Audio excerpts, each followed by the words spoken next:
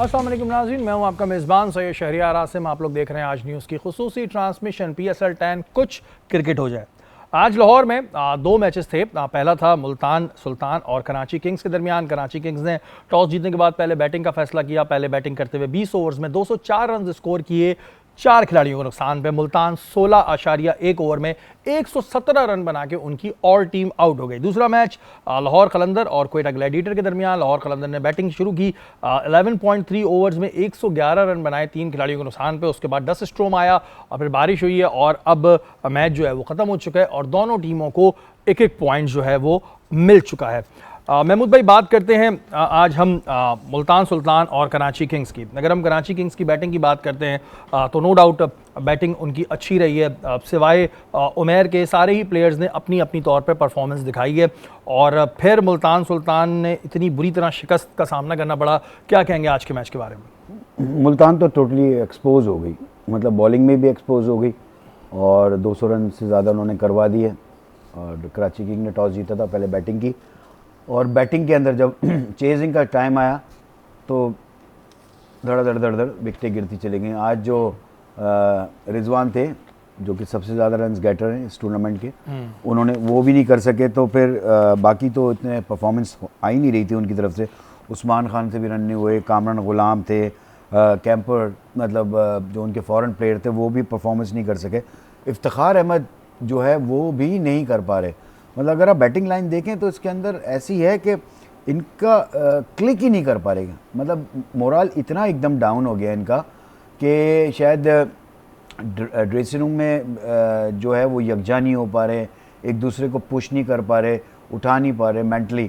तो आज भी जिस तरह मुसलसल मैच हारते चले गए तो कहीं होता है ना कि आदमी कमबैक कर जाता है, टूर्नामेंट में भी रहता है। लेकिन आज की बात तो अब तो टूर्नामेंट से ऑफिशियली बाहर हो गए मेरे ख्याल से, तो अब तो इनका कोई चांस नहीं है। अच्छा, ना इनके बॉलर्स चले। और अगर हम यहाँ पे देखते हैं कराची किंग्स के बॉलर में तो आज नबी की बॉलिंग नो डाउट बहुत अच्छा है। 4 पे 14, 3 खिलाड़ी, एक उनका कैच छूट गया था वरना वो भी 4 हो जाती उनकी विकटें।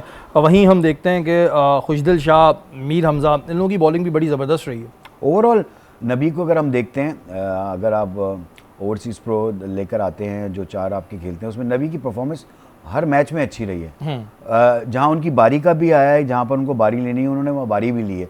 एक अच्छा स्टार्ट भी उन्होंने दिया बैटिंग में भी। बॉलिंग तो वो मुसलसल अच्छी करते चले आ रहे हैं। हर मैच के अंदर 4 ओवर में 24-25 रन देते हैं, 1-2 विकटें ले जाते हैं। तो मेरे ख्याल से 30 रन के अंदर अंदर अगर आप रन देते हैं T20 के अंदर तो मैं समझता हूँ अच्छी बॉलिंग है। उसके साथ आप 1-2 विकटें भी ले जाते हैं तो बहुत अच्छी बॉलिंग होती है। बहुत अच्छी इस वक्त में परफॉर्मेंस जारी है नबी की। और बड़ा ही अफसोस कि भाई मुल्तान सुल्तान जो है वो भारी हो गई। अली तरीन की जो बातें थी शायद उनकी वजह से हो गई। अकबर की जानिब चलेंगे। अकबर, पहले तो थोड़ा सा मुझे ऑडियंस का बताएं कि लाहौर के मैच में ही बारिश हो गई वरना अच्छा स्टार्ट था उनका। ऑडियंस थी आज? आज डबल हेडर था जो मुल्तान से मैच शिफ्ट हुआ था लाहौर, तो किसी टिकट्स भी इतने ज़्यादा फ़रोख्त नहीं हुए, तो 1000-2000 बंदे थे। शाम में थोड़े ज़्यादा हुए लेकिन बारिश और आंधी की वजह से तो फिर आधा मैच भी नहीं। अच्छा, वैसे बताएं जो स्टेडियम में एक दफ़ा घुस गया वो एक टिकट पे 2 मैचेस देखेगा, एक ही देखेगा?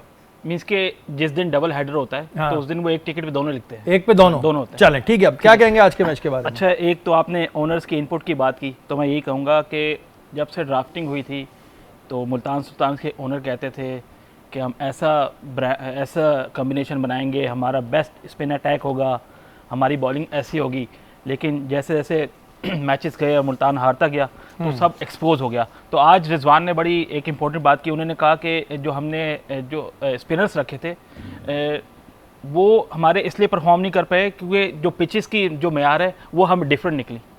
ठीक है, एक आप PSL का टूर्नामेंट खेलने जा रहे हैं, आप पूरी प्लानिंग के साथ जाएं, आप एंड में ये कह रहे हैं कि हम पिचेस हमारी मुताबिक नहीं बनी, हमारी प्लानिंग के मुताबिक जिस तरह हमने प्लान किया हुआ था कि हमारे जो खिलाड़ी हैं, जो बॉलर्स हैं, वो उस पिचेस पे परफॉर्म कर सकें। ये तो वैसे एक बहाना नहीं होता जैसे हम बचपन में किया करते थे, आज कॉपी हो गई, आज दादी का तबीयत खराब हो गई, नानी की हो गई। ये मतलब मैच से जब बाहर हो जाएं तो सारा इल्जाम पिच पे डाल दो, पिच पे। और दूसरा हर बात यही कि हमने सबक सीखना है, हमें सबक सीखना है। डे 1 से पहले मैच से हमारी गलतियाँ हुई। उन्होंने ये भी कहा कि 235 रन जब हमने चेस करवा दिए तो हमारा मोराल डाउन हो गया, उसके बाद से हम ऊपर उठ ही नहीं पाए। लेकिन सबसे पहले मैं ये कहूँगा, सबसे पहले मुल्तान सुल्तान को अपने जो उनके जो डाटा एनालिस्ट है नेथन एंड्रयू, इंग्लैंड से हैं, उन्होंने ग्रेजुएट किया मैथ में, सबसे पहले आप उसको फारिग करें। ठीक है, उस साइंसदान को नहीं, डाटा एनालिस्ट की बात कर रहा हूं। नेतन उसका नाम हाँ, नेतन, हाँ। नेतन को फारिग करे, सबसे पहले तो ये वैसे उन्होंने ही सबको वैसे फारिग करा देते नहीं, उनकी वजह है ना, मैं बताता हूँ ना आपको। अब्बास अफरीदी को उन्होंने रिलीज करवाया, खुशदिल शाह नहीं थे, मोहम्मद अली नहीं थे, जो 3 आपके टॉप परफॉर्मर थे लास्ट ईयर के, आपने उनको टीम में रखा नहीं, ठीक है। फिर आपने जो बाहर से जो फॉरेन प्लेयर्स चूज़ किए वो भी इतने कोई इम्पैक्ट नहीं डाल सके। शे होप हो गया और क्या कहते हैं डेविड वेली, वो भी इस दफ़ा इतना अच्छा परफॉर्म नहीं कर रहे। दूसरा उसामा मीर की बात कर रहा हूँ, उसामा मीर से भी last year highest wicket taker थे, तो वो भी उनकी 7 मैचेस में सिर्फ 4 विकेटें। ये तो परफॉर्म नहीं कर सका ना। हाँ, तो उसामा वो मीर नहीं, अब तो वो लेग स्पिनर है, रिजवान बता लेग रहा है ना। स्पिनर के लिए तो कोई भी पिच जो है वो करामत हो सकती है, उसमें पिच का कोई अमल दखल नहीं है। अगर सिर्फ बॉलिंग नहीं हो रही, वो शॉर्ट पिचेस कर रहा है या फुल टॉसेस कर रहा है, परफॉर्मेंस नहीं दे पा रहा। परफॉर्मेंस नहीं दे पा तो रहा। रिजवान फिर ये एक्सक्यूज कह रहे हैं ना कि भाई हमने कुछ और प्लानिंग की थी, आप कह आगे रहे हैं पेपर की, हाँ, तैयारी कुछ और की थी, पेपर कुछ और आ गया। आप कह रहे हैं नेतन की गलती है। नेतन की गलती है। दूसरा जो देखें, जिस चीज में ओनर्स की इनपुट आ जाए ना ज्यादा, तो वहां से फिर तबाही होती है। अब वो हर चीज में प्लेयर, अब जिसे दीगर टीम के फ्रेंचाइज हैं के ओनर्स हैं, वो अमल दखल नहीं करते ज़्यादातर। इस्लामाबाद यूनाइटेड वाले को देख लें और दूसरे को देख लें। मैं मैं इसलिए मुत्तफिक नहीं हो पा रहा कि देखें, डाटा एनालिस्ट डाटा प्रोवाइड करेगा आपको चीज़ों का, ठीक है। डिसीजन लेने वाले लोग कोई और होते हैं, जो पिकिंग कर रहे होते हैं, जो कि अगर मैं ड्राफ्टिंग में बैठा हूँ और मैं कहता हूँ कि मुझे लेग स्पिनर लेना है, अब मुझे बताओ कि कौन कौन से प्लेयर अवेलेबल हैं इसके अंदर, ठीक है। वो मुझे डाटा निकाल के देगा कि ये लड़का है लेग स्पिन में जो हम बाहर से ले रहे हैं, कि इसने ये लीग की है, इतनी परफॉर्मेंस की, ये की है। फिर हमारे वो जो पिकिंग होती है जिसमें कप्तान बैठा होता है, आपका सारे कोचेस बैठे होते हैं, डायरेक्टर उसमें बैठा होता है, उसमें ओनर बैठा होता है, सबकी मुशावरत से वो प्लेयर को सिलेक्ट होते हैं। डाटा एनालिस्ट का काम होता है डाटा प्रोवाइड करना, दैट्स ऑल, और उसका कोई काम नहीं है, उसका कोई इम्पोर्ट नहीं होता। मतलब नहीं, मैं जो कहना चाह रहा हूँ, आप, क्योंकि मैं सिलेक्शन कमेटी में बैठा हूँ, सिलेक्शन कमेटी में हमारे साथ एक डाटा एनालिस्ट बैठा होता था। अगर हम किसी प्लेयर के ऊपर शिजरा देगा, हाँ, अब हम किसी प्लेयर के ऊपर फंस रहे होते थे, जहां पर कहीं किसी प्लेयर पे टाई पड़ रही होती, हम डाटा एनालिस्ट को कहते थे दोनों की 3 साल की परफॉर्मेंस निकाल के बताओ, व्हाइट बॉल से भी रेड बॉल, ये कहते हैं। लेकिन काम जो होता है वो सिलेक्टर्स का होता है और जो मैनेजमेंट बैठी होती है उसका। मतलब आप ये कह रहे हैं कि डाटा एनालिस्ट सिर्फ आपको शिजरा दे सकता है, ये रेकमेंड नहीं कर सकता कि इसको लो, इसको नहीं। हाँ, ठीक है, वो रेकमेंड बोल सकता है कि ये अच्छा है, लेकिन डिसीजन आपका इतना ही कर सकता है वो। हाँ, डिसीजन आपका है। महमूद, इनपुट तो होता, फिर आप फिर मैनेजमेंट नहीं, डिसीजन नहीं, डिसीजन, यस, ये आप बोलें मैनेजमेंट को उसको फारिग करें। आप ये बोलें कि उनकी नेतन को क्यों करा दिया फारिग? भाई अभी रुक जाओ, नेतन को नहीं करना फारिग, अभी नहीं करना, हो ही जाएगा। मैं ये कह रहा था कि उनके जितने जो भी है, उनके जो पिक करने के लिए जो ड्राफ्टिंग में बैठे हुए थे, जिसमें रिजवान भी था, उनके ओनर भी थे, उनके कोच भी थे, उनके असिस्टेंट कोच भी थे, सारे बैठे हुए थे। सारी चीजें करने के बाद डिसीजन तो पिकिंग कौन कर रहा था वहां पे, कौन पिक कर रहा था?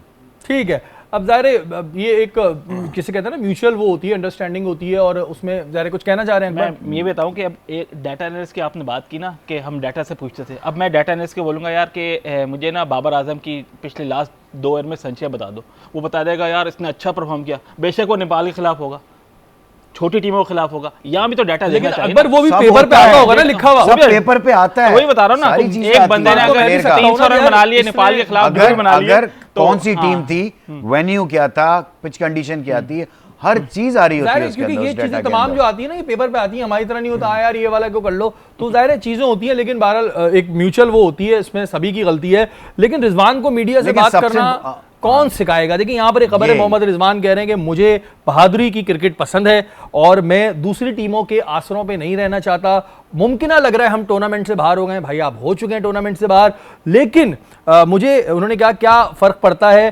टीम कोई भी जीतेगा तो पाकिस्तानी। ये हर दफा यही कह देते थे, जो बाहर भी हार कर आए थे, तब भी कह दिया था कोई बात नहीं, अभी PSL आ रहा है उसमें एंजॉय करेंगे। इन्हें फर्क ही नहीं पड़ता, कोई भी हार रहा है कोई भी जीत रहा है, कहते हैं खेलते जाओ। ये इसी को तो कहते हैं प्रोफेशनलिज्म की कमी, कि आप एक्सेप्ट करें यार हम गंदा खेलें, आप जो है ना चीज़ों को दूसरों के ऊपर डालने की कोशिश कर रहे हैं, आप जो है वो पिच को ब्लेम करना शुरू कर दें। पिच दोनों के लिए एक जैसी नहीं होती क्या? वो दूसरी टीम भी तो खेल रही है, आप 234 रन करवा रहे हैं, इसका मतलब है कि आपकी कप्तानी में भी फ्लॉ था।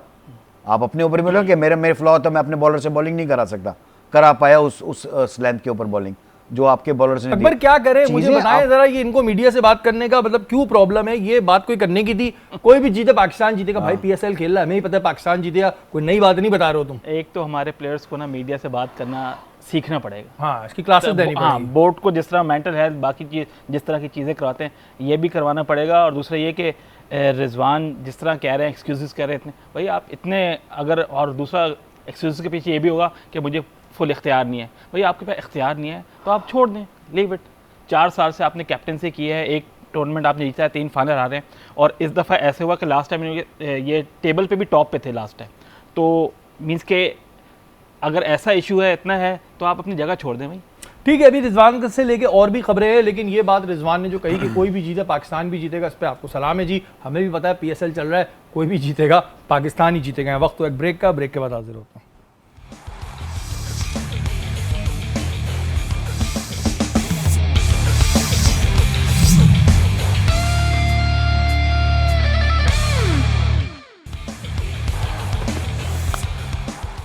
वेलकम बैक नाज़रीन, आप लोग देख रहे हैं आज न्यूज़ की खुसूसी ट्रांसमिशन। बहुत सारी खबरें हमारे पास हैं, लेकिन उससे पहले हम चलते हैं अर्शला के पास और जानते हैं कि इस वक्त सोशल मीडिया पे क्या चीज़ है जो गर्दिशों में है। जी अर्शला, क्या है इस वक्त जो सोशल मीडिया पे गर्दिश कर रहा है? अच्छा, आजकल एरन जो पहले नल्ली बिरयानी खाते हुए देखी गई थी, कराची के खानों को उन्होंने एंजॉय कर रही थी, अब लाहौर में वो मटका चाय जो है उसको एंजॉय कर रही हैं। और मैंने कहा चाय को शायद इसलिए भी वो भी एंजॉय कर रही हैं कि चाय की धूम बहुत दूर तक जा रही है हमारी। हाँ। तो उन्होंने कहा कि चाय ज़रूर पीनी चाहिए, तो मटका चाय पीती हुई देखी गई है। सोशल मीडिया पे बड़ी इसको हाइप मिल रही है कि, और उन्होंने पसंद भी की है चाय। तो आप क्या कहेंगे? एलन जहाँ जाती हैं वहाँ पर एक तो माशाल्लाह रश लग जाता है, और दूसरा ये कि नली बिरयानी के बाद अब मटका चाय।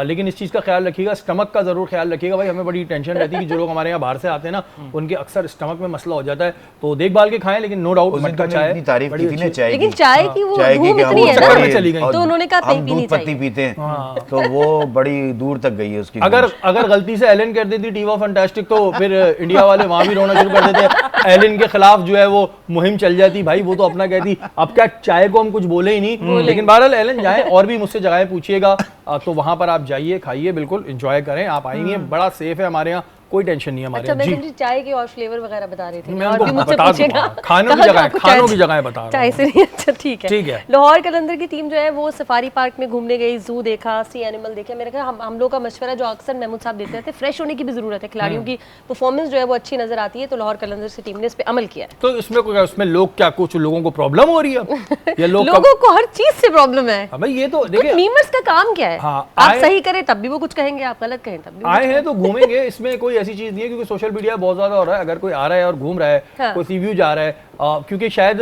मे भी कराची की आवाम के लिए ये चीजें सफारी पार्क और ये इतनी बड़ी ना होती हो, हमें भी याद है बचपन में जाया करते थे। तो अगर जा रहे हैं और फ्रेश हो रहे हैं तो कोई इसमें मुजायका नहीं है। बिला वजह पॉजिटिव कमेंट्स आप कर सकते हैं, बिला वजह नेगेटिव कमेंट्स ना करें। ना करें। अच्छा जी, बाबर आजम को जैसे कि अभी थोड़ी देर पहले भी बात हो रही थी कि लोग बहुत जो है उनको ट्रोलिंग कर रहे हैं, लेकिन वो कह रहे हैं कि मेरी तरबियत अच्छी है, मैं जवाब नहीं देता। लेकिन अब हद हो गई है, जो मुझे तो लगा हद हो गई, बच्चे भी उनको ट्रोल कर रहे हैं। किसी निजी कंपनी का उन्होंने कोई इश्तिहार किया था, उसकी जो टैगलाइन थी उसके साथ साथ उनको ट्रोल किया जा रहा है। वो क्या थी, डेटा बहुत है जी। तो बच्चे ने कर दिया किसी, बच्चों ने, वो ज्यादा छोटे बच्चे जो हैं वो जरा ज्यादा मजाक उनका बना रहे हैं, बहुत ज्यादा फन कर रहे हैं, कुछ बेबदतमीजी सी लग रही है मुझे। नहीं बदतमीजी नहीं, किसी बच्चे ने जाके बोल दिया जी अंकल डेटा बहुत है। तो इस तरह की चीज़ें बहरहाल सोशल मीडिया पे होती रहती हैं। और बच्चे जो हैं आजकल, क्योंकि हमारे यहाँ बच्चे भी इस चीज़ को देख के ना बड़ा वो होते हैं, तो शायद उस बच्चे को भी किसी बड़े ने सिखाया जाओ तुम करो, क्योंकि बड़ों को डर होता है हम करेंगे तो वो ज़ाहिर सुना देंगे। अब ज़ाहिर बाबर भी कितने से बच्चे को क्या कहते हैं। तो बहरहाल इस तरह की चीज़ें अमूमन ना हो तो ठीक है, लेकिन बहरहाल आजकल के बच्चे भी जो है ना वो किसी से कम नहीं हैं। जी अब आते हैं डॉक्टर माना की जानिब और देखते हैं कि इनके निशाने पर आज कौन है, किसकी किस्मत की ये जो है वो राज बनाने वाली हैं। जी कौन है आज? ईशान किशन नाम है और 18 जुलाई 1998 आपकी डेट ऑफ बर्थ है। न्यूमरोलॉजी के हिसाब से आप नंबर 7 लगे, स्टार आपका कैंसर है, बड़े चीरफुल हैं और बड़े एम्पैथेटिक हैं, बड़े एनर्जेटिक हैं, लॉजिकल माइंड रखते हैं, लेकिन साथ साथ कहीं कहीं पर्सनालिटी के अंदर एग्रेशन का भी पार्ट है। कार्ड आपका निकला है कि आपने कोई अभी नया कोई दोस्त बनाया है या कोई नया रिलेशनशिप आपने स्टार्ट किया है या कोई नया आपने बिज़नेस स्टार्ट किया है, तो उसके हवाले से थोड़ा सा ये कहना चाहूँगी कि स्टार्टिंग में थोड़ी सी चीज़ें डिस्टर्ब होती हैं, लेकिन हाँ बाय द टाइम आप जिस तरह से ज़्यादा से ज़्यादा टाइम गुजारते हैं, 360 एंगल पर आप किसी के साथ रहते हैं, तो फिर वो समझ में आना स्टार्ट हो जाती हैं। फॉरगिवनेस से आपको काम लेना चाहिए, आप लोगों को माफ़ करें और छोटी छोटी बातों को नज़रअंदाज करें। देखें कि अखलाकियात का और इंसानियत का तकाजा क्या है। हम मज़हब की बात तो चलें छोड़ ही दें, लेकिन अखलाकियात का इंसानियत का तकाजा ये है कि जब आपको किसी की कोई बात बुरी लग जाए तो ऐसा ज़रूर याद रखें कि आपकी भी कोई बात किसी को बुरी लग सकती है। हमेशा किसी ना किसी कॉन्फ्लिक्ट का कोई ना कोई पॉजिटिव आउटकम निकालने की ज़रूर कोशिश किया करें। कलर्स हैं आपके स्काई ब्लू। स्काई ब्लू आप पहना करें जी। ईशान किशन अच्छा बैट्समैन है और इस तरह की चीज़ें अब इन्होंने रिलेशन का बोला है, ज़ाहिर पता नहीं वो कोई आपकी किसी लड़के से दोस्ती हुई है, लड़की से हुई है। बहरहाल थोड़े टाइम बाद जो है मामला जो है वो सेटल डाउन हो जाएंगे। दूसरे कौन है जी? मोहम्मद वसीम जूनियर 25 अगस्त 2001 आपकी डेट ऑफ बर्थ है। न्यूमरोलॉजी के हिसाब से आप नंबर 9 लगे, स्टार आपका वर्गो है और पर्सनालिटी आपकी बड़ी टैलेंटेड है, आप बड़े यंग हैं, एनर्जेटिक हैं ऑफ कोर्स, क्योंकि उसका बहुत बड़ा हिस्सा आपकी पर्सनालिटी में आता है कि जब आप छोटी उम्र में होते हैं, लेकिन साथ साथ रेज भी डेवलप होता है और ऑफ कोर्स आपकी पर्सनालिटी में निकल कर आता है। बहुत अच्छी बात होगी कि अगर आप क्रिएटिविटी और पॉजिटिविटी के साथ परफॉर्मेंस देना स्टार्ट करें। कार्ड्स आपके बता रहे हैं कि किसी डिफ़िकल्ट सिचुएशन से आप गुजर रहे थे और वो किसी एंडिंग फेज़ की तरफ जा रहा है और आपको चाहिए कि आप कोई ट्रिप लें, कोई वेकेशंस पे जाएं। रिसेंटली आपकी शादी हुई है तो बहुत अच्छा है कि आप किसी लॉन्ग वेकेशन पे चले जाएं इस PSL के बाद। ठीक है, ये कंफर्म भाभी की तरफ से है कुछ।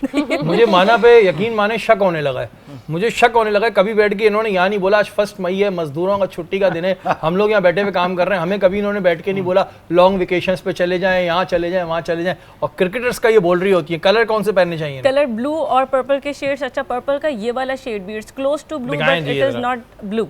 ये भाई ये दिखा दें, ये 6 ऑफ एयर, एक कश्ती पे घोड़ा है और आग लगी हुई है।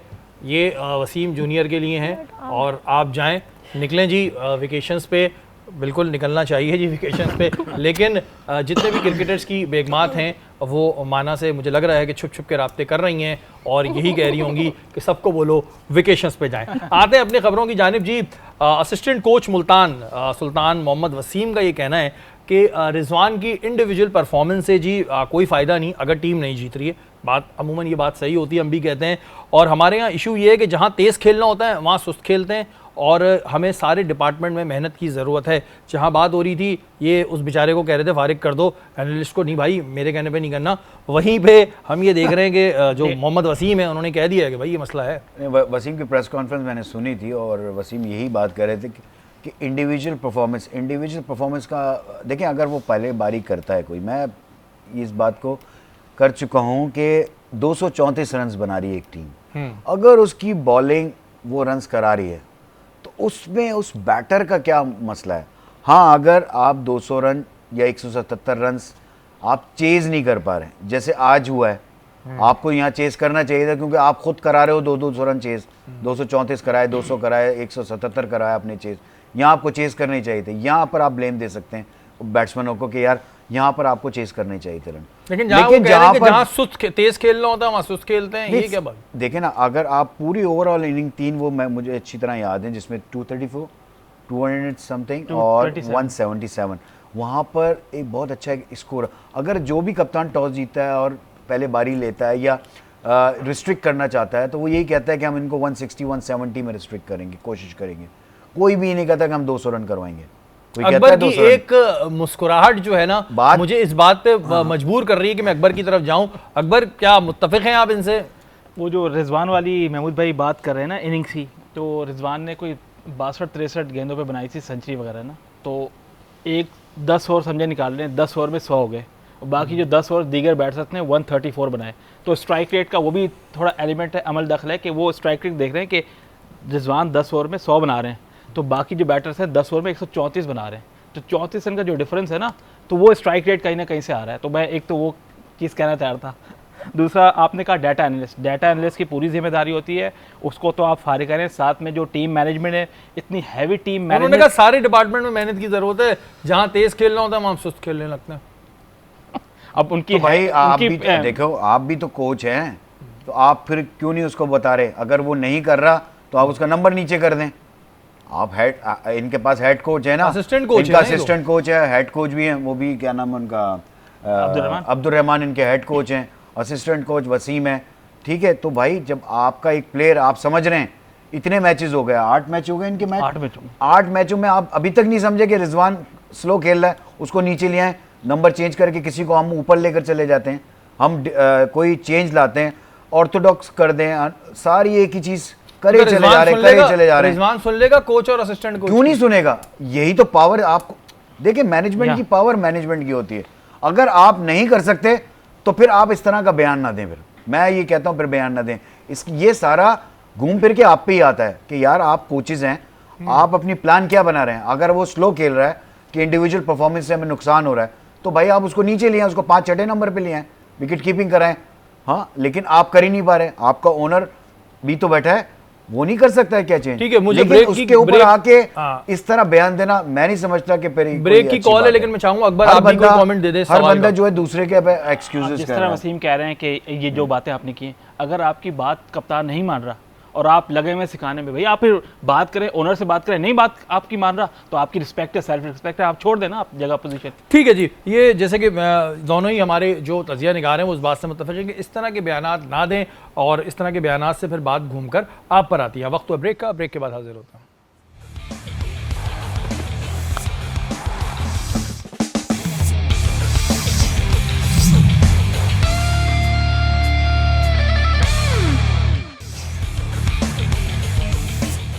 वेलकम बैक नाज़रीन, आप लोग देख रहे हैं आज न्यूज़ की खुसूसी ट्रांसमिशन, और चारों तरफ चाय की खुशबू आ रही है। चाय कैसी है माना? चाय तो फैंटास्टिक है, दूध पत्ती चाय का तो खैर फैंटास्टिक है, ऑसम फैंटास्टिक चाय है जी। शाहिद अफरीदी ने बड़ी ज़बरदस्त, जिसे कहते हैं ना, धुलाई की थी वहाँ पर इंडिया की, और उन्होंने ये कहा कि हमें भारत से क्रिकेट खेलने की कोई वो ज़रूरत नहीं है।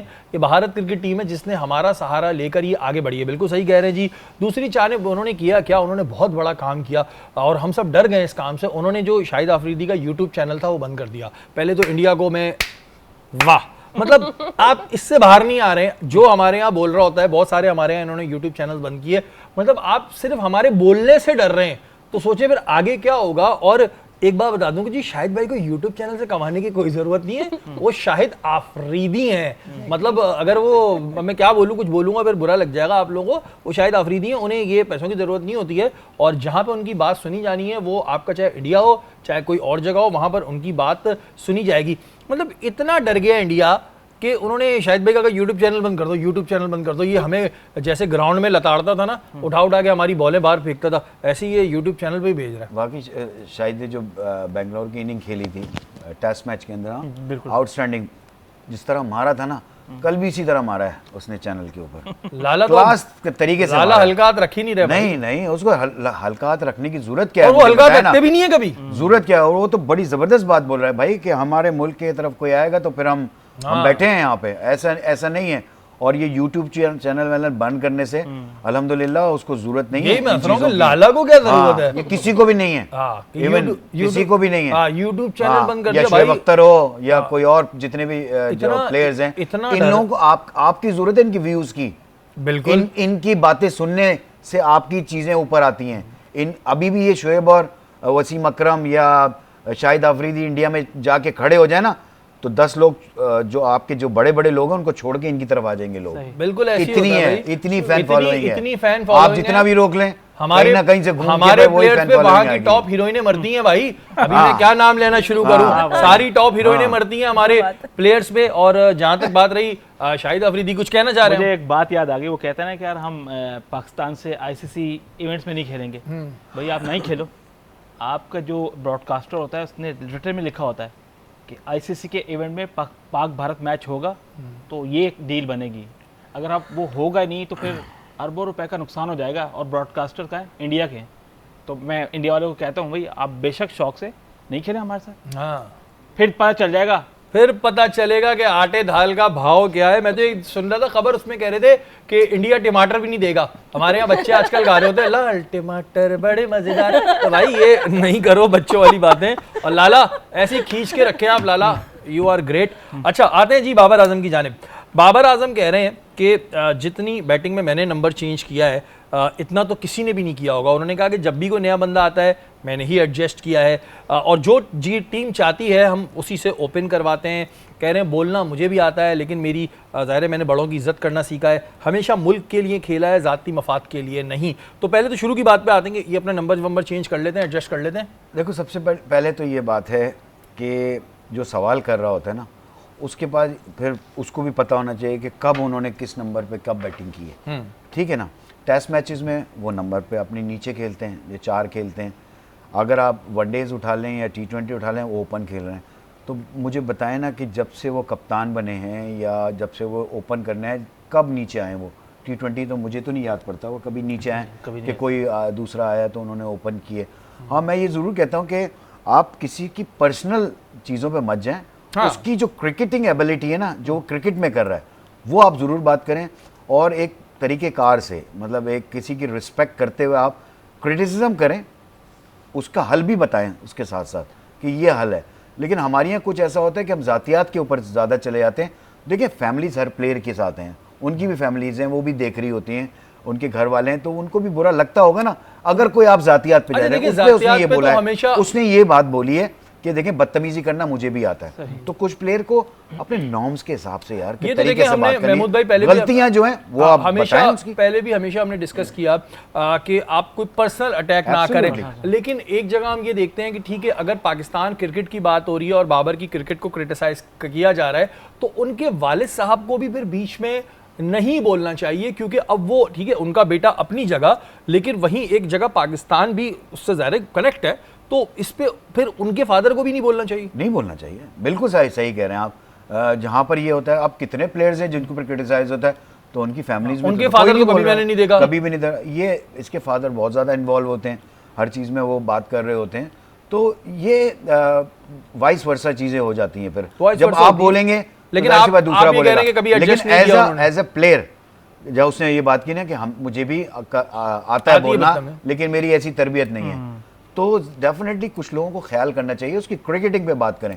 अगर वो ये बात कर रहा था, अगर आपके सामने बैठा हुआ है, आप एनालिस्ट, आप पूरा करके बैठे होंगे, तो आप कब कहेंगे कि आपने कब नंबर चेंज किया, T20 में आप कब नीचे आए? ये सवाल बाबर शायद आपसे उस वक्त नहीं किया, लेकिन महमूद भाई कह रहे हैं अगर देखें तो बताइएगा कब किया चेंज। जी, बाबर खुद नहीं बोलते, बाबर के वालिद साहब को बोलने का शौक है। जो सारी बाबर के दिल में बात होती है ना, मुझे लगता है कि जो उनके वालिद हैं वो सारी बयान कर देते हैं। अच्छा, वो अब्बू के जरिए कहलाते हैं। तो ये है। और भाई देखिए, इस तरह की चीज़ें जब होंगी, अंकल आपकी रिस्पेक्ट बिल्कुल सर आंखों पे, लेकिन जहाँ पे ज़ाहिर है पाकिस्तान की बात होगी और ये होगा, और अगर आप बोलेंगे तो फिर ज़ाहिर है फिर वो कहते हैं ना, यहाँ से रिएक्शन आएगा तो यहाँ से भी आएगा। अच्छा, वहीं उस्मान शनवारी ये कह रहे हैं कि बाबर आजम ही था जिसने सेंचुरियाँ मार मार के ना फैंस को बिगाड़ दी हैं, वरना क्रिकेटर एक सेंचुरी के बहाने 6 महीने टीम में खेलते हैं।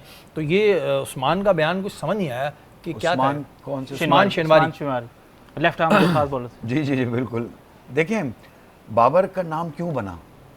बाबर, सबने उसको किंग बाबर कहना शुरू कर दिए, क्यों?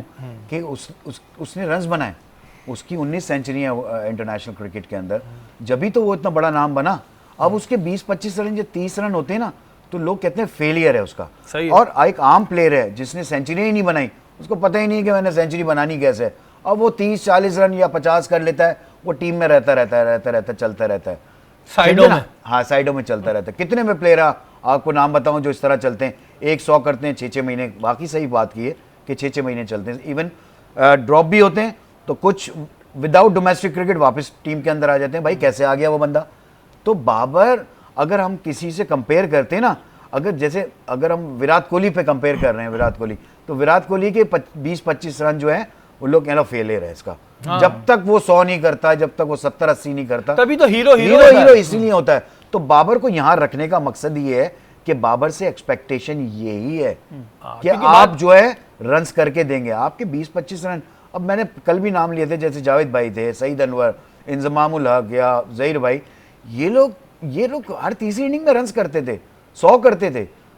100 सेंचुरियां यार फर्स्ट क्लास के। और अगर जाहिर नहीं होगा तो फिर भाई यही तो होगा, हीरो फिर तो जाहिर सी बात है। आप क्या कहना चाहेंगे, उस्मान को क्या हुआ था? उस्मान ने किस मोहब्बत में उस्मान ने अच्छी तरह डिफाइन कर दें। लेकिन मेरा बाबर से ये है कि आप बेशक 2 साल से परफॉर्म नहीं कर रहे, तो एक हमने देखना होगा कि हम उसको कितना लॉन्ग रन दें, क्योंकि अगर उसने बेहतरी नहीं करनी, इसी तरह चलना है, तो हमें अब पीसीबी को सोचना पड़ेगा कि हम और कितना लेके जाएं, क्योंकि उनकी परफॉर्मेंस नहीं आ रही। और दूसरा ये कि प्लेयर की अपनी जिम्मेदारी भी है, अगर मुझसे परफॉर्मेंस नहीं हो रही तो मैं क्या करूं? बस नेट में जाके प्रैक्टिस कर रहा हूं। महमूद भाई जैसे कोचेस बैठे हैं और दीगर कोचेस बैठे हैं, यार आप फ़ोन करके उनके पास चले जाएं, फ़ोन पे उनसे ले लें। बात हमने पहले भी कही थी एक दफ़ा कि भाई ज़ाहिर है आपको डिस्कस करना होता है। अच्छा, मैं एक बात क्लियर कर दूं, लेकिन T20 से ड्रॉप हो चुके हैं। हाँ, लेकिन ये बात मैं क्लियर कर दूं कि जो उस्मान शनवारी ने कही कि भाई ज़ाहिर है एक होता है हीरो और हीरो से ज़ाहिर पूरी कौम को उम्मीदें होती हैं। वो बात महमूद भाई की बिल्कुल ठीक है कि अगर बाबर 25 रन बनाएगा और 20 रन बनाएगा तो फिर एक आम प्लेयर तो उसमें फिर क्या फ़र्क रहेगा। ज़ाहिर अगर टीम में 11 खिलाड़ी खेल रहे होते हैं तो बाबर की एक इंपॉर्टेंस है ना, बाबर बाबर बाबर बाबर बाबर, तो इस वजह से जो है वो टीम की एक्सपेक्टेशन ज़्यादा होती हैं। तो उस्मान भाई आपको आई होप आपके सवाल का जो है वो जवाब मिल गया होगा। हमारी ट्रांसमिशन का वक्त ख़त्म हो गया है, कल आपसे दोबारा मुलाकात होगी। अपने मेज़बान सैयद शहरियार आसिम को इजाज़त दीजिए। पाकिस्तान जिंदाबाद।